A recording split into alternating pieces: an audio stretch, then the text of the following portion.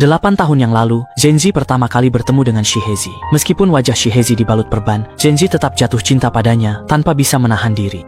Meskipun setiap upaya Genji menarik perhatian selalu dibalas penolakan dingin, Genji tak pernah menyerah. Setelah dibujuk gigih, Shihezi akhirnya setuju memberinya kesempatan bersama 5 menit. Dia mengatakan pada Shihezi bahwa dirinya rela memberikan segalanya, bahkan jika Shihezi tak mencintainya pun tak masalah. Demi Shihezi, dia rela menghabiskan seluruh tabungannya membeli apartemen, lalu cermat menata rumah kecil milik mereka berdua.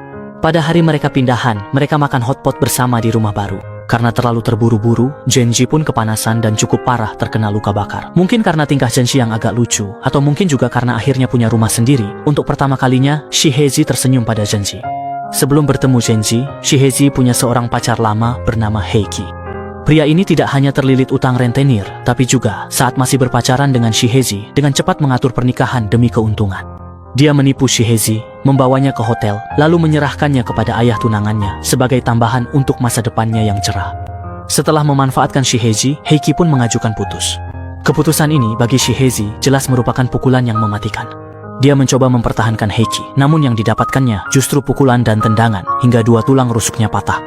Sebelum pergi, Heiki menggunakan video yang diam-diam pernah direkamnya terhadap Shihezi sebagai ancaman, memaksanya untuk menyimpan semua rahasia itu rapat-rapat. Meskipun telah dipukuli hingga penuh luka, Shihezi tetap saja tidak bisa melupakan Heiki. Dia sering meringkuk di apartemen kotor dan berantakan, berulang kali memutar rekaman saat bersama Heiki, tenggelam dalam kenangan masa lalu dan tak bisa melepaskan diri.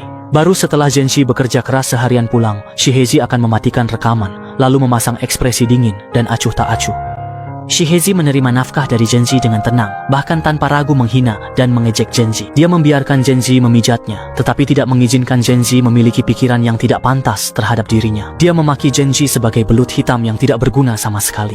Faktanya, semua kata-kata jahatnya itu jelas-jelas mencerminkan dirinya sendiri. Sehari-harinya, dia ceroboh, malas, dan tidak melakukan apa-apa. Dia tidak pernah membersihkan kamar, pakaiannya bergaya kuno, terasa seperti rumahnya. Kalau disentuh sedikit saja, debu akan berterbangan kemana-mana. Kecerdasannya hanya digunakan untuk mencari-cari kesalahan para petugas layanan. Heiki pernah memberikan sebuah jam tangan kepada Shihezi, namun sekarang jam tangan itu rusak. Shihezi datang ke toko jam tangan untuk meminta penjelasan. Dari balik etalas, dia tertarik pada penampilan manajer layanan Purna Jual yang tampan dan tenang. Keesokan harinya, Shihezi membereskan kamarnya dan menunggu kedatangan manajer layanan Purna Jual, Mizushima. Bel pintu berbunyi. Mizushima datang membawa sampel jam tangan. Mizushima memberitahu Shihezi bahwa model jam tangannya sudah tidak diproduksi, jadi ia hanya bisa memilih kompensasi model yang serupa.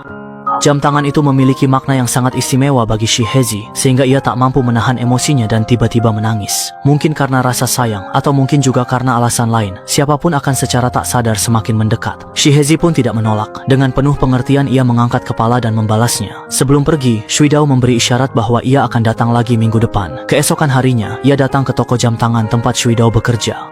Setelah berbasa-basi, Shuidao mendekat ke telinga Shihezi, memintanya menunggu di kafe lantai bawah dan mengatakan akan segera menyusul setelah jam kerjanya selesai. Tak lama kemudian Shuidao datang. Dengan sikap gentleman, ia membawa hadiah, jam tangan milik Shihezi yang rusak. Pria muda dan tampan menjadi standar pasangan ideal bagi Shihezi. Ia sangat mendambakan pria untuk menariknya keluar dari jurang keputusasaan, sehingga ketika Shuidao menunjukkan ketertarikan, Shihezi jatuh hati.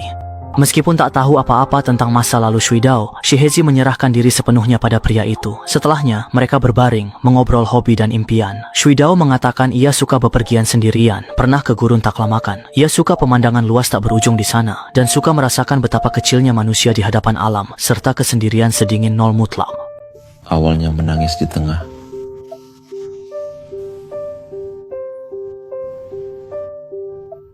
Setelah pulang ke rumah, Shihezi memainkan jam tangan yang diberikan Shuidao padanya. Tiba-tiba, kakaknya datang berkunjung. Mengetahui perilaku aneh Shihezi belakangan ini, sang kakak curiga dia kembali terlibat dengan Kurosaki. Meskipun Shihezi terus-menerus menyangkal, kakaknya tetap mendesaknya tanpa henti. Jadi, kakak laki-laki.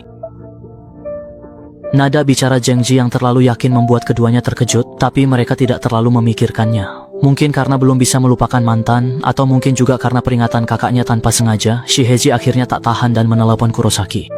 Namun, saat telepon tersambung, ia langsung menutupnya. Panggilan ini tidak membuat mereka kembali bersama, justru malah membuat polisi datang untuk menyelidiki. Karena sebenarnya, 5 tahun yang lalu, Kurosaki tiba-tiba menghilang secara misterius. Kabar buruk yang datang mendadak ini membuat dunia Shihezi benar-benar runtuh. Bahkan saat ia pulang, ia kebetulan bertemu dengan polisi yang hendak pergi. Setelah mengetahui bahwa polisi datang untuk menyelidiki kasus hilangnya Kurosaki, Genji tiba-tiba menjadi gugup. Namun dengan cepat ia menenangkan diri dan mulai menyiapkan makan malam untuk Shihezi, mungkin demi memegang harapan terakhir yang tersisa. Shihezi diam-diam mengambil uang saku yang ditinggalkan Genji untuk dirinya, bersiap keluar rumah untuk mencari Mizushima. Namun, baru saja ia melangkah beberapa langkah keluar rumah, ia dipanggil oleh Genji dari belakang. Genji berusaha keras menahan Shihezi di depan pintu lift, tapi Shihezi malah mendorongnya hingga terjatuh ke lantai. Sial. Maria, sudah begitu banyak zaman. Yang kulakukan hanyalah satu hal yang sama. Shihezi akhirnya berhasil bertemu dengan Mizushima. Mizushima tanpa ragu memberitahu Shihezi bahwa sebenarnya ia sudah menikah. Ia berjanji akan menceraikan istrinya, lalu secara terbuka bersama Shihezi, dan juga membujuk Shihezi dengan bayangan masa depan mereka bersama. Shihezi yang sangat mendambakan kebahagiaan mempercayai janji Mizushima dan kembali memberikan uang hasil jerih payah Genji kepada Mizushima. Mizushima di mulutnya berkata menolak, namun tangannya dengan mudah memasukkan uang itu ke dalam saku. Saat naik taksi untuk pulang, Hezi menyadari bahwa Genji sedang mengikutinya dari sudut jalan. Merasa sedang diawasi, pada malam itu Tokoko tidak pulang ke rumah, melainkan menginap di rumah kakaknya. Tokoko menceritakan tentang hilangnya Kurosaki kepada kakaknya, dan sang kakak menduga bahwa kejadian ini mungkin ada hubungannya dengan Genji. Apa? Mengapa? Bukankah kau baru saja mengatakan bahwa Kurosaki pasti tidak akan muncul selama periode waktu ini? Sore harinya, Genji datang menjemput Shihezi dan mengantarnya pulang. Saat makan malam, sang adik dengan ragu bertanya kepada Genji apakah dia tahu tentang hilangnya Kurosaki. Ekspresi mengelak Genji tampaknya mengonfirmasi dugaan saudara perempuannya. Beberapa hari kemudian, Shihezi menemukan Genji sedang mencuci pakaian berdarah di kamar mandi. Genji menjelaskan bahwa itu karena urusan pekerjaan, dia dipukuli oleh bosnya. Keesokan harinya, Shihezi menerima telepon dari Shuidao. Shuidao mengatakan bahwa seseorang mengirimkan mainan aneh ke rumahnya. Hal itu membuat istrinya curiga. Demi impian mereka untuk suatu hari pergi bersama ke gurun taklamakan, untuk saat ini sebaiknya mereka tidak bertemu lagi. Malam itu, Shihezi yang diabaikan hanya dengan sedikit interaksi saja sudah menyadari bahwa semua persona pria ini hanyalah kebohongan. Sebenarnya, hubungan Shuidao dan istrinya sangat baik, sama sekali tidak terlihat seperti pasangan yang akan bercerai. Semua pengalaman perjalanan yang berkaitan dengan gurun taklamakan juga hanyalah kalimat-kalimat yang disalin dari buku, bahkan jam tangan itu pun hanyalah barang murah dari pasar. Meskipun dirinya hanyalah mainan bagi Shuidao, Shihezi tetap berkali-kali mendatanginya, rela melakukan apa saja demi membangun sebuah ilusi. Karena khawatir Shihezi akan terluka lagi, Genji dengan sabar terus-menerus menasihati Shihezi, berharap dia bisa kembali ke jalan yang benar. Namun Shihezi justru balik menyalahkan Genji, menuduhnya telah mengirim mainan aneh yang menyebabkan mereka putus. Setelah pulang ke rumah, Shihezi mengeluarkan anting-anting yang diberikan oleh Heiki, lalu kembali mempertanyakan Genji apakah hilangnya Heiki ada hubungannya dengan dirinya. Kali ini Genji tidak memilih untuk menghindar. Ia mengatakan bahwa dirinya sangat membenci pria-pria yang telah menyakiti Shihezi, dan dengan jujur menceritakan seluruh proses dirinya membunuh Heiki. Sambil menangis, Shihezi bertanya mengapa dia melakukan itu. Semua ini karena kamu, aku tidak akan pernah bertemu Heiki lagi. Kenapa kamu tidak mati menggantikan Heiki? Shihezi meluapkan semua perasaannya histeris. Meskipun kata-kata yang diucapkan begitu menyakitkan, Genji tetap menyiapkan makan malam yang mewah untuk Shihezi. Mereka makan malam terakhir itu dengan tenang, seolah-olah tidak pernah terjadi apa-apa. Keesokan harinya, sebelum Genji berangkat kerja, untuk pertama kalinya Shihezi mengajak Genji untuk makan malam bersama setelah pulang kerja. Setelah Genji pergi, Shihezi berjalan ke jendela, menatap ke kejauhan dengan melamun cukup lama, dan diam-diam merencanakan sesuatu di dalam hatinya. Dia memberitahu kakaknya bahwa tak lama lagi dia akan meninggalkan Osaka bersama Genji. Setelah itu, dia menghubungi Shuidao dengan alasan ingin bertemu untuk terakhir kalinya dan mengajaknya keluar. Saat itu, yang ada di pikiran Shuidao hanyalah kenikmatan nafsu semata. Dengan hati putus asa, Shihezi tak ragu. Ia mengeluarkan pisau buah dibelinya di supermarket, lalu menusukkannya keras ke arah Shuidao. Berulang kali ia menikam, tenang tanpa belas kasihan.